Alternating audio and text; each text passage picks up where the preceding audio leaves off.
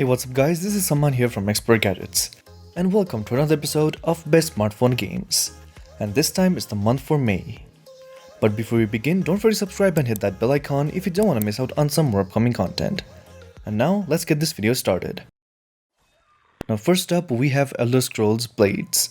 The long-awaited Elder Scrolls Blades is here, and to be honest, it does not feel like an Elder Scrolls game.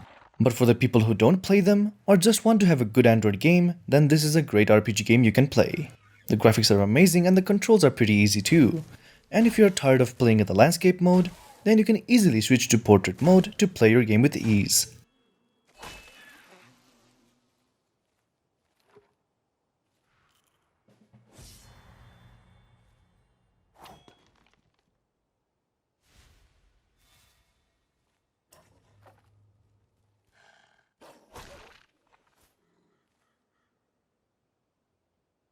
Next up, we have Distrain 2.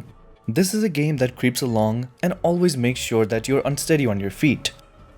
It always puts you through things in front of you that you dimly understand. It is haunting as much as it is frightening. It's grim in ways that dirty corridors and tattered drapes can show. It's also just a really well put together adventure game that has some really nice ideas and works brilliantly in the palm of your hand. All in all, this is a brilliant and thrilling package that's going to leave you close to the edge of your seat.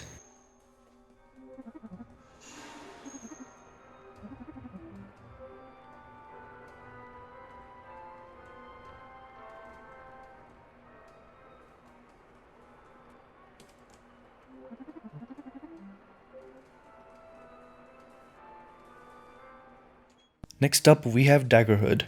Dagger Hood is a challenging retro platformer with stages that regularly take under 30 seconds to complete. But it is hard to grab those collectibles and finish under the time limit. Dagger Hood also utilizes a really interesting mechanic where you're able to toss a dagger out in front of your character and then teleport yourself to the location of the dagger. And the majority of the game is built around mastering this teleporting mechanic. Overall, you will have to think ahead and be very careful while playing it.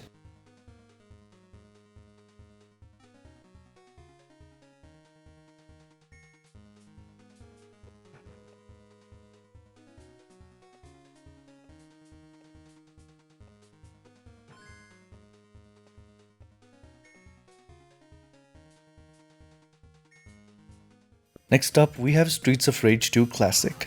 If the classic Saga's beat 'em up Streets of Rage brought a nostalgic tear to your eye, then its sequel is sure to do the same.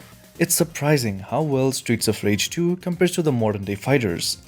Rather than simply filling level after level with generic enemies, Sega has packed each stage with multiple bosses to defeat, each of whom comes back for revenge time and again. The controls are solid and each of the character has his own special ability, which you can use to get out of tight situations at the expense of little health.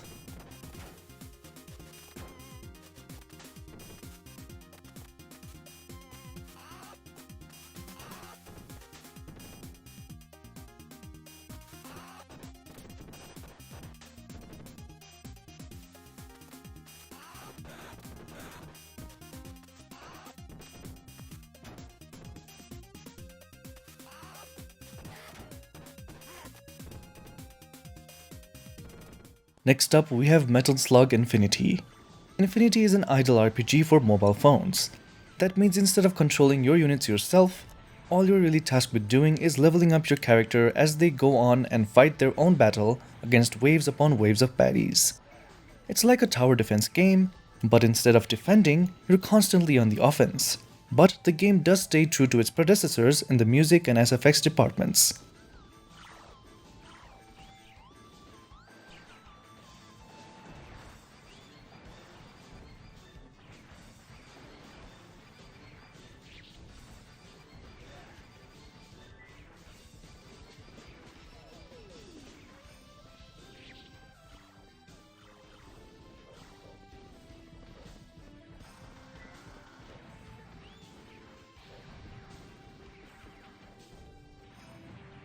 Next up, we have Onslaught Car.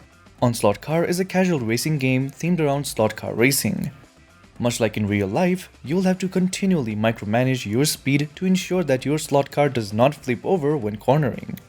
And the game's controls method allows for one-tap controls so you can easily play in one hand. and this makes for some very challenging gameplay that feels rewarding when you finish a full course.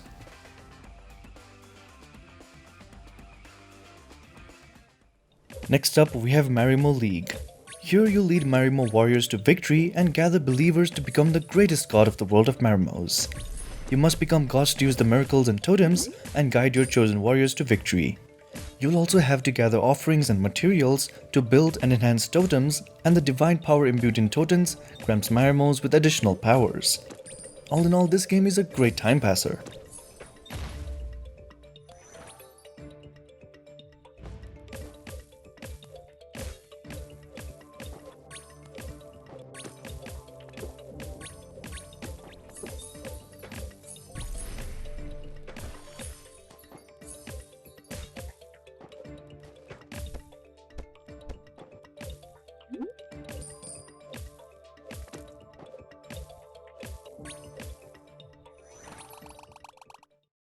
Next up, we have Hamburg. This game plays with one hand in portrait mode, and as the control simply involves swiping different insects and other creatures to move them across tiles, the goal is to land each creature on a star, at which point it will vanish from the board. You have a limited number of moves in each puzzle, so you need to think creatively, and to make sure things are interesting, the creatures all have different movement patterns.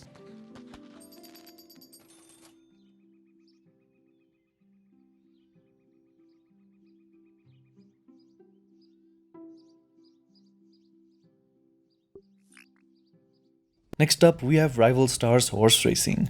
Horse racing might not be a popular sport in the digital gaming industry, but this game is pretty fun to play. You get to build ranches, breed horses, and even follow the storyline. You can also buy or sell horses and look at their stats. The racing part is also pretty fun. You'll have to play very strategically, thinking about the whole race rather than what to do when a racer overtakes you.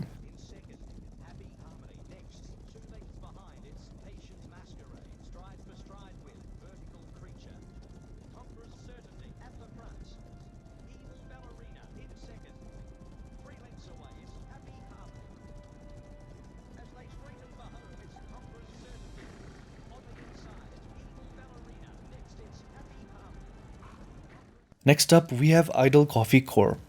If you've played Idle Clickers before, you know what to expect.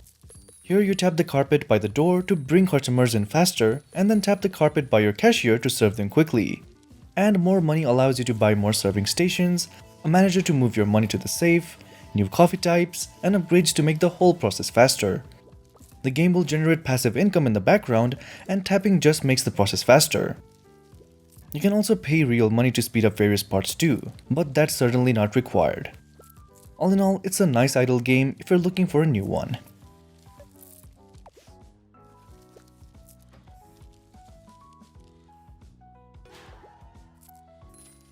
Well, that was it for this video, guys. Do leave a thumbs up if you liked it. Don't forget to subscribe and hit that bell icon if you don't want to miss out on some more upcoming content. And as always, thanks for watching. This is Saman signing out.